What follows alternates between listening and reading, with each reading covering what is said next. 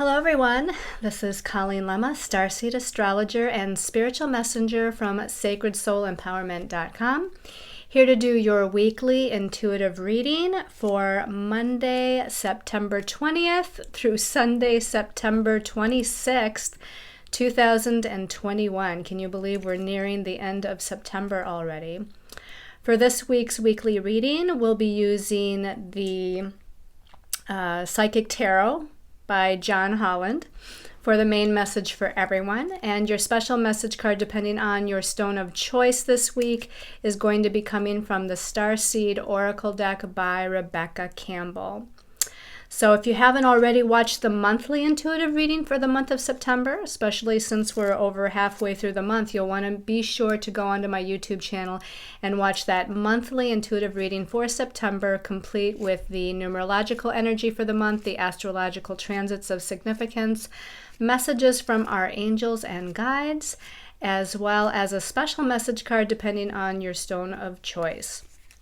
So let's go ahead for this weekly reading, and let's start out by taking a look at our stones of choice.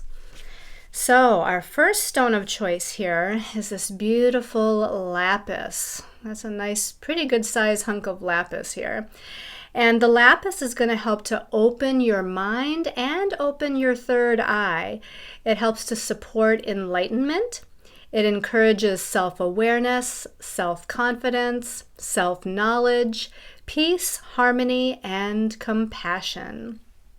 Your second stone of choice is this beautiful little celestite cluster. Isn't that beautiful? And the celestite cluster here, this is going to bring calm and peace and serenity. The celestite helps to bring mental clarity and higher purpose. It activates the throat chakra so that you speak your truth with compassion. It expands your vision, and it helps you to get in touch with the angelic realm. And then our last stone of choice is this beautiful deep dark blue azurite, a raw piece of azurite here. The azurite helps to combine intuition, the intuition of the violet ray, with the trust of the pure blue ray. This helps us to connect with wisdom and truth and spiritual mastery. It helps to promote right judgment, introspection, and wisdom. So again, your stones of choice for this week are, and you'll notice they're all blue, and I picked blue stones for a reason. We've got the lapis lazuli. We've got the celestite cluster. And we've got the raw piece of azurite. And I chose all of these blue stones because we're going to have a full moon in Pisces this week. So let's go ahead and start out by looking at the astrological transits now. So on Monday the 20th, we have Venus in Scorpio, and it is in conjunct to Chiron in Aries. Now, Venus is the planet of love and relationships and personal resources, which includes money and finances. And she's in a money sign right now, too, by the way. Scorpio is one of those money signs. It rules other people's money, partners' money, other people's values, partners' values. But Scorpio also rules death and rebirth and transformation and regeneration. It is a very intense, empathic sign where we can get in touch with our clairsentience abilities, our psychic abilities of clear feeling or clairsentience. So Venus in Scorpio, in relationships, she's more passionate, and in money and finances, she's definitely more astute. But this is in conjunct to Chiron and Aries on Monday. Chiron is the wounded healer and shaman, and so we have to make some sort of adjustments on what we value, make some adjustments on how we feel about ourselves, how we value ourselves. We have to make some adjustments maybe in our relationships regarding our sense of self and self-identity within relationship matters. And then in matters of money and finances and other personal resources, We might need to make some adjustments as well in regards to how we are operating with our money. What kind of actions are we taking with our finances? Because Chiron in Aries is an action-oriented sign, right? And it's all about the self. Now, this is a very transformational energy as well because of that Scorpio energy where Venus is. So I feel like this is helping us to heal some very deep wounds regarding our sense of empowerment. Venus in Scorpio, I feel like, is about the divine feminine power or divine feminine empowerment. So again, there's an opportunity or a need to look at or make some adjustments with that Chiron wounded healer in Aries regarding our sense of personal power. Also on Monday the 20th, we have Mercury, excuse me, which is the planet of the mind, the planet of the mental realm. It rules our thoughts, ideas, perceptions, and communications. Mercury is in Libra right now, so fair, just, balance, harmony, compromise, relationships, those are all keywords for Libra. And Mercury in Libra is in a positive connection to Jupiter in Aquarius. Now, Jupiter is the planet of expansion. It's the planet of blessings. It's the planet that rules our belief systems. And this is a positive connection. So I feel like we might have some very positive communications or positive messages coming in, especially in regards to relationships. This can really support relationship matters and that communicative aspect. Now, I don't know how easy overall it will be, that communication in relationships, because we are nearing a full moon, which also happens on Monday the 20th. And when we have a full moon, emotions are always on the rise, right? Our emotions become more intense. We become more emotionally reactive. But I still feel like there can be a good sense of equality or a good sense of compromising as long as we're communicating our needs with that Mercury in that positive trine connection to Jupiter. And like I said, messages as well. Messages might be coming in, things that we've been waiting to hear about. Emails, texts, phone calls, those I feel like are on the increase. So look for some of those messages, whether they're spiritual or from a third dimensional perspective. Now, the interesting thing about that Mercury connecting to Jupiter is that because Mercury is in its shadow and getting ready to turn retrograde later this month, in fact, it turns retrograde at the end of this week on Sunday. That means that with Mercury coming to a standstill and then retrograding back over the degrees in Libra that it's come through, it's going to make a second connection to Jupiter and then a third connection to Jupiter once it goes back to direct motion. So this is giving us 3 opportunities for positive communication with other people in our lives, for expanded perceptions and seeing things from a higher perspective, or to check our own belief systems in regards to relationships or how we communicate and share our thoughts and ideas within relationships, and giving us 3 opportunities again to receive messages of a positive nature. So on the 20th of September is the first connection with Mercury and Jupiter. On October, let's see, what did I write here? On October 3rd is the second connection. And then on November 1st is the third connection. So look for around those time periods to be definitely intensified in a positive way, communication matters and messages coming in. Now, again, on the 20th, we have a full moon at 28 degrees Pisces. That's probably the most important thing that's happening this week, maybe tied up there with Mercury going retrograde. But the full moon is a time of completion, right? It's a time of completion or endings or releasing or letting go, healing on an emotional level. And this full moon occurs in 28 degrees Pisces. And Pisces is the last sign of the zodiac. And because it's the last sign of the zodiac, it really does speak to an energy of completion, a completion phase that's happening right now. So if you think about the last few weeks, the last few months, and you look at the series of events or the situations that have been unfolding, what in your life is getting ready to come to a completion? And completions, right, are always set us up for new beginnings. So this is Pisces. It's on a spiritual level. Pisces rules the imagination, it rules inspiration, it rules our psychic abilities, it rules our visionary capabilities. To me, it rules miracles and magic, faith and trust.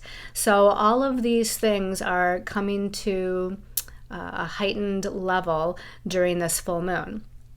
On Wednesday the 22nd, we have Mercury in Libra. Now it's challenging Pluto. It's making a square to Pluto, which is a challenging aspect. And Pluto is the planet of power and control. Pluto does rule transformation and regeneration. It rules that death and rebirth energy. But this is a challenging aspect. So I'm looking more at the shadow parts of Pluto. And the shadow parts of Pluto can be, again, manipulation, and it can be disempowerment, or someone trying to overpower us in a sense. And with Mercury challenging Pluto, we're talking about through communication, and we're talking about in relationships. So whether it's romantic relationships, friendship relationships, work relationships, family relationships, business relationships, there might be a little bit of a power struggle. There might be some words spoken where people are trying to one-up each other or overpower each other or take someone's power away through their use of words. So this is something to pay attention to, because again, as Mercury turns to retrograde motion at the end of this week, it's going to also make a second and third connection to Pluto. So in whatever area of life, and this can be within ourselves too, it doesn't necessarily have to play out with the other people in our lives, although it very well could. But this could be about our own thoughts and perceptions. Can be about us disempowering ourselves with negative self-talk. So this is going to happen again on September 22nd is the first time period. On October 1st is the second time period. And then on November 2nd is that third square between Mercury and Pluto. Also on the 22nd, this is when the sun moves into Libra, my birthday sign, yay! So for the next month or so, we have a highlight and a focus on areas of compromise and equality and balance and harmony and relationships and partnerships of all kinds. All things that Libra rules is going to now be highlighted. On Thursday the 23rd, we're back to Venus and Scorpio, and Venus and Scorpio now is opposing Uranus and Taurus. Now Uranus is the planet of sudden and unexpected energies, or sudden and unexpected happenings. It's about awakening to higher vibrational energies. It's about claircognizance or divine intuition, or connecting to the God mind and channeling information. Uranus is about scientific breakthroughs. Uranus rules astrology. Uranus rules the odd, the unusual, the different, beating to the beat of our own drum. And most importantly, Uranus rules freedom. So with Venus and Scorpio, the divine feminine and this powerful sign of Scorpio opposing Uranus, I'm going to say this is about freedom of the divine feminine. So whether this is playing out on a collective level, or whether this is playing out on a personal level within the circumstances and situations that you find yourself in, look for you wanting to break free of something, to free yourself of anything that seems disempowering in your life, including your own perceptions and belief systems. Because Venus is in Scorpio, and Scorpio is a money sign, and Uranus is in Taurus, and Taurus is a money sign as well, there could also be some sudden and unexpected money, financial things occurring. And this could be for the positive or for the not so positive. It could be suddenly we have to spend money on something that we didn't expect, or it can be some sort of gift or something out of the blue that comes in to bring some sort of financial gain to us. So that can also be a part of that. On the 25th, Mars, the warrior planet, the planet of energy and action and forward movement, which is now in Libra, so putting his energy towards equality and putting his energy towards relationships, Mars in Libra is in a positive connection to Saturn in Aquarius. And Saturn rules structure and form and manifestation. Saturn can also rule limitations, restrictions, and delays or karmic lessons, but this is a positive aspect. So let's say that Mars putting his energy into relationships, into the balance and equality of relationships, that Saturn's going to help to materialize that. Saturn's going to help to bring more structure or to restructure our relationships in some way, shape, or form to the better. And then we get to Sunday, the 26th of September, and this is when Mercury turns retrograde at 25 degrees of Libra. So as it retrogrades, it's going to stay in that sign of Libra. So its whole retrograde motion, it's in Libra, that sign of partnerships and relationships. Now, Mercury retrograde, which officially starts on the 26th of September, will turn back to direct motion on October 18th, but will not leave its shadow until November 3rd. So if you watched my weekly reading, it was a week or two ago, I talked about Mercury going into its shadow. That might have been as of, I think, September 6th, if I remember correctly. So on September 6th, Mercury went into its shadow. The 26th of September, it officially goes retrograde. October 18th turns back to direct motion, and November 3rd leaves its shadow, meaning it passes the degree that it was when it first went and turned retrograde.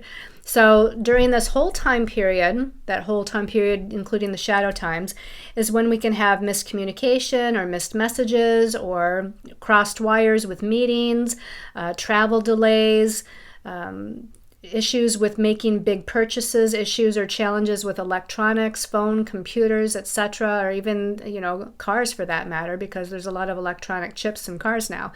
So there's a lot of things that can go a little bit haywire, and it doesn't mean we stop what we're doing, right? But it does mean that we have to pay more attention to the details, listen closely to what's being communicated, make sure that we're communicating clearly as well and reiterating what we're trying to express during this whole Mercury retrograde cycle. I usually find that it's from the beginning shadow time period up until the time that it first turns retrograde, and maybe a few days into the retrograde, that to me is the most challenging. So from September 6th and then, past probably until the end of this month of September. And yes, through the whole retrograde, we can have all of these things occur.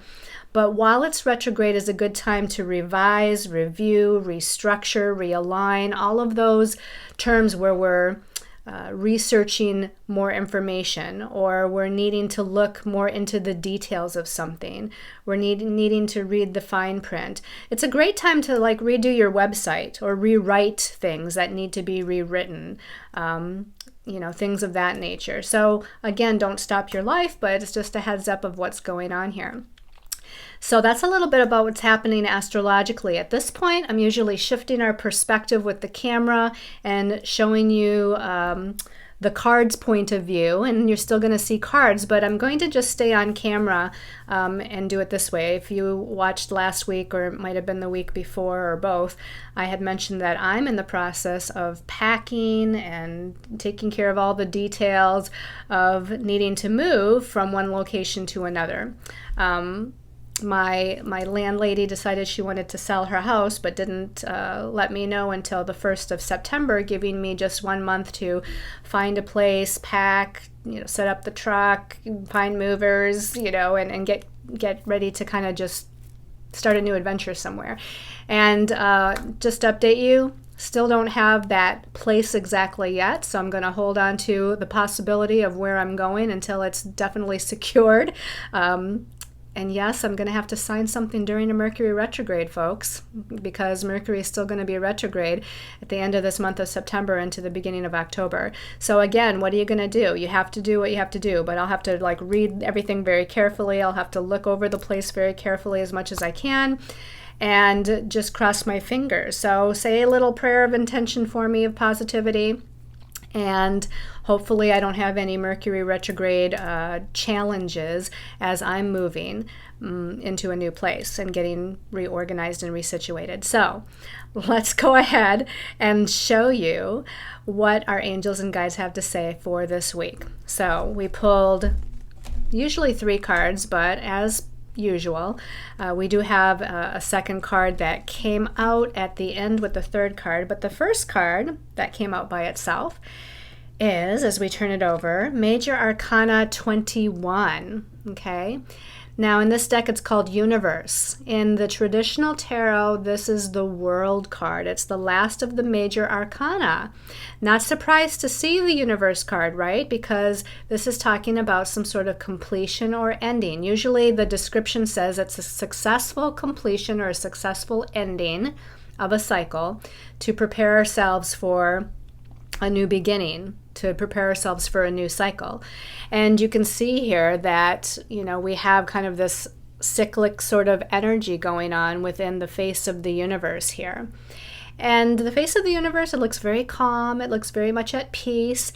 And to me, this is the full moon. This is our full moon, a time of completion in Pisces, the last sign of the zodiac, which is also a time of completion.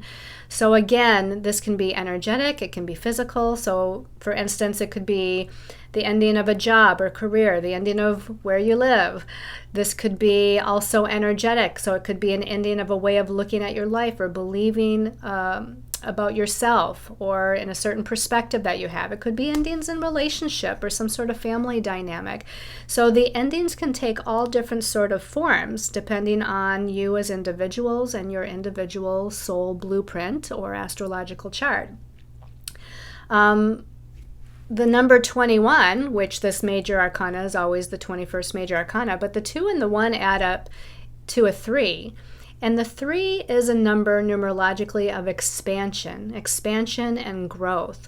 So I'm going to take this, universal energy here, the cyclic energy, and say that we're expanding into something new. We're expanding into this next phase, this next energetic phase in our lives. And the universe has got our back. This one is called the universe. So the universe is protecting us, guiding us, sending messages to us. So pay attention to what those messages might be. And we're expanding, into something new. Let's take a look at the second card. Okay, well, we did say successful completion to prepare ourselves for a new beginning, and this is Major Arcana 0. So in the traditional tarot, this would be the Fool card, but it's interesting that in this deck, it's called New Beginnings. So we have the Universe, completion. We have the Fool card, New Beginnings. This is about taking a leap of faith. This is about trusting the universe that you're going to land exactly where you need to land. Usually in the traditional tarot, you have a person kind of stepping off the edge of a cliff. And they don't know what's at the bottom of the cliff. They don't know how far down it is. They don't know how they're going to land or not. This particular card has a little bit different of an image. It has a woman instead with a staff in her hand. She's appearing to have already closed the door behind her, right? So there's a door behind her. It's closed. So that chapter of her life is over with. She's not looking back. She's looking forward. She's stepping forward. She's not even looking down at her feet. And that's part of the trust, right? The trust and faith that she's just going to be universally led and guided to where she needs to go. She's got her feet solid on the ground, but she's kind of looking ahead. She's just looking out into the big, bright horizons ahead to see what is next for her. So I think, again, we have some positive new beginnings, but it might take an act of trust and faith, and it might take a leap of faith for you to just jump in and know that you're going to be protected and guided, and you're going to be given messages along the way. Let's look at the next card, and this one is, as I said, came out as 2 separate cards together. So the first of those 2 cards, okay, well, talk about that 3 energy, right? The universe was Major Arcana 21, which adds up to a 3. Now we have the 3rd Major Arcana. So we have 3 Major Arcanas so far, folks. And so, again, this week, and with this full moon in the last sign of the zodiac, Pisces, this is a very important week for our soul growth and evolution. When we have a lot of Major Arcanas, it's talking about our soul's journey, our soul's evolution and growth. When we have a lot of minor arcana, what we call the cups, the swords, the pentacles, the wands, when we have a lot of those, this is talking about like more earthly life things happening, a lot of things happening on more of the third dimensional level or the emotional level. But when we have major arcanas, this is about soul growth and evolution. And this is the Empress card in the traditional tarot. And in this deck, it's called fertility. So this is positive. This is good. We have new beginnings, and now we have fertility. Fertility in those new beginnings. There's a lot of possibilities, a lot of potentials here. And the third major arcana, being the Empress, is about growth. It's about being pregnant. It usually shows a woman who's actually physically pregnant and about to give birth. So here we have this fertility, and we're pregnant with new possibilities here. There's a lot of abundance and prosperity with this third major arcana.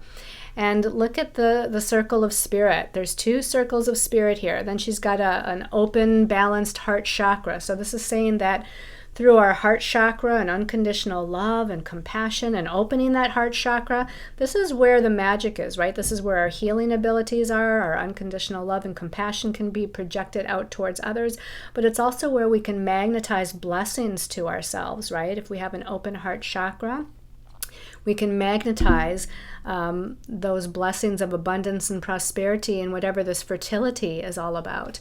And her hair looks like peacock feathers, right? And the peacock feathers are, again, a sign of beauty and harmony and blessings and kind of creative colors of life. To me, the number 3, numerologically, is about creative self-expression. Creative self-expression. What creative talents do you have? But it's also about speaking, teaching, writing, and all forms of communication, and all forms of thought processes and perceptions. And so here she's again expanding out her perceptions. This hair, these peacock feathers in her hair, is part of the antenna to spirit. So this is about increased claircognizance or increased clairvoyance or increased clairaudience. Our psychic gifts and powers are magnified now. And that magnification is even shown by these circles surrounding her crown chakra, third eye chakra, ear chakras, throat chakra, and then the larger circle is now encompassing the heart chakra and the solar plexus chakra at least.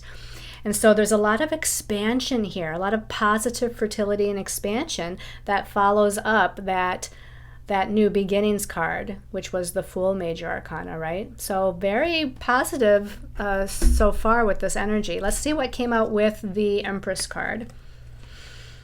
Oh, this is a very positive one too. Now, this is the 8 of physical. And in the traditional tarot, this would be the 8 of Pentacles. Now that's interesting because normally I would think of red as fire, but this is not the suit of wands. This is the suit of pentacles or physical in this deck. But it talks about positive movement forward. So this is about the manifestation of positive movement forward. And the number 8 is a number of empowerment, numerologically speaking. So we have empowerment spiritually, perhaps we have empowerment on a financial level, we have empowerment on an earthly level, and we're moving forward fast and strong. Because to me, even this red is a color that vibrates very quickly, so there's a lot of energy, a lot of movement, and it's moving to me fast. At the same time, we're in a Mercury retrograde, so there might be a need for a little bit of patience. But the sailboat is definitely moving towards the horizon, and it's moving towards the sunrise, right? So we have, again, that sunrise indicating new beginnings, a new dawn. We're moving towards that. The boat is in calm waters, so we don't have a lot of chaos. It doesn't look like it. It doesn't appear to be a lot of challenges.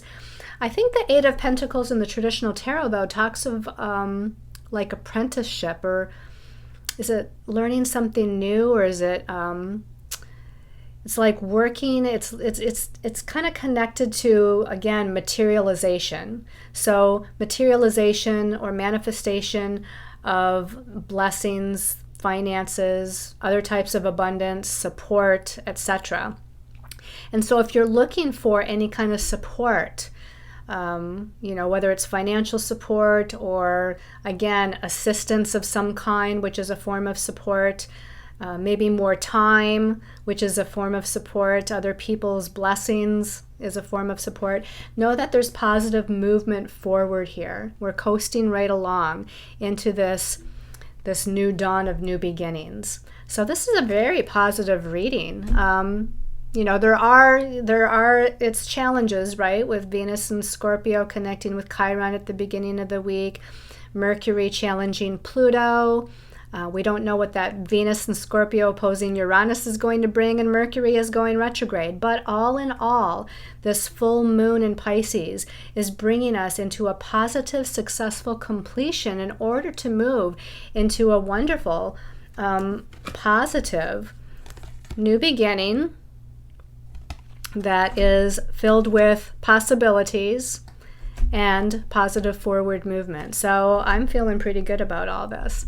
So let's go ahead and take a look at what your special message is depending on your stone of choice. So that first stone of choice was the lapis lazuli. So I'm going to close my eyes because I don't want to see what's on the bottom, because that will distract me. So let's take a deep breath here. And we're going to ask for a special message for the lapis lazuli people. Special message of guidance for lapis lazuli people. And when I open my eyes, this one is calling my attention. And this one says, fall into my arms. We're going to read what else it says here. Fall into my arms. And it says surrender.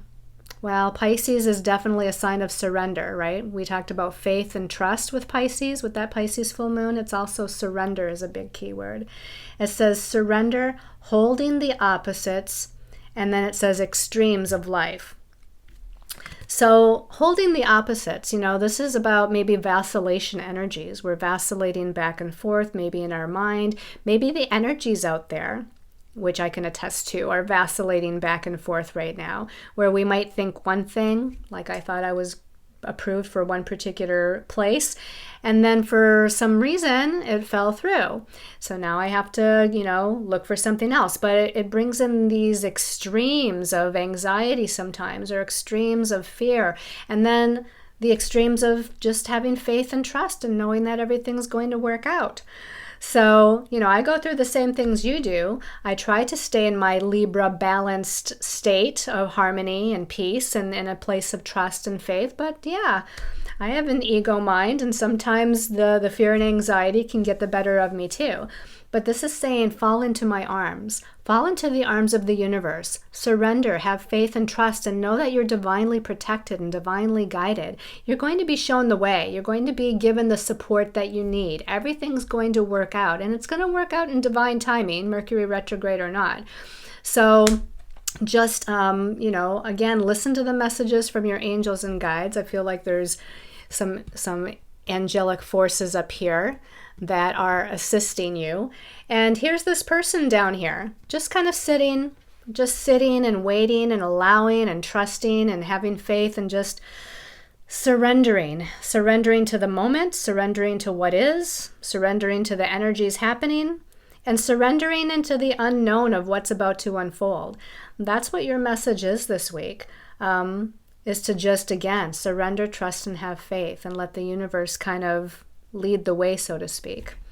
All right. And then for those of you that chose the Celestite, special message for Celestite cluster people. This one's sticking up as I open my eyes.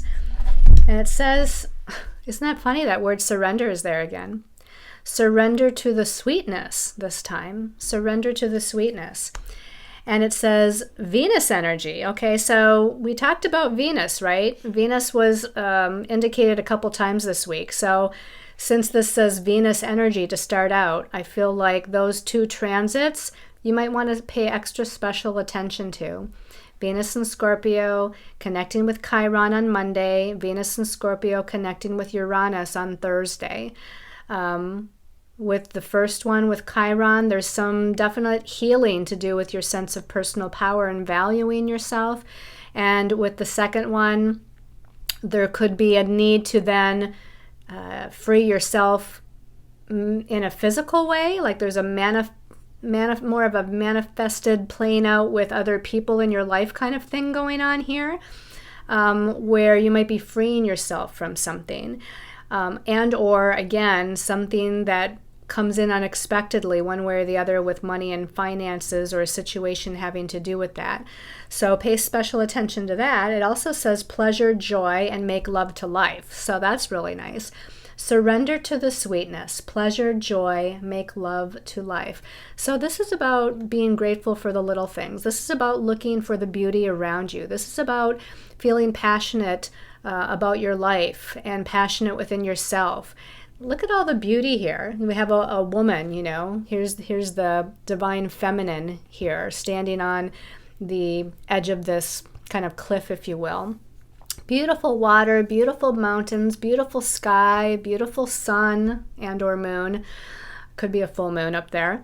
But this is definitely to kind of just, again, like that previous card says, fall into my arms. This is like fall into or surrender to the beauty, the love, the blessings, the gratitude, the sweetness, the gifts, the opportunities. This is like almost like trusting, having faith, and for a moment being still, and then accepting the blessings that are coming to you. And it doesn't have to be financial blessings. Maybe it's maybe somebody calls you from out of the blue, an old friend. Maybe it's a grandchild or a pet that, warms your heart. I mean, pay attention to the small things as well. It could be something larger, but definitely just notice what gives you pleasure, what gives you joy, and do some of those things this week. Maybe you need to do some of those things for yourself, not always relying on other people.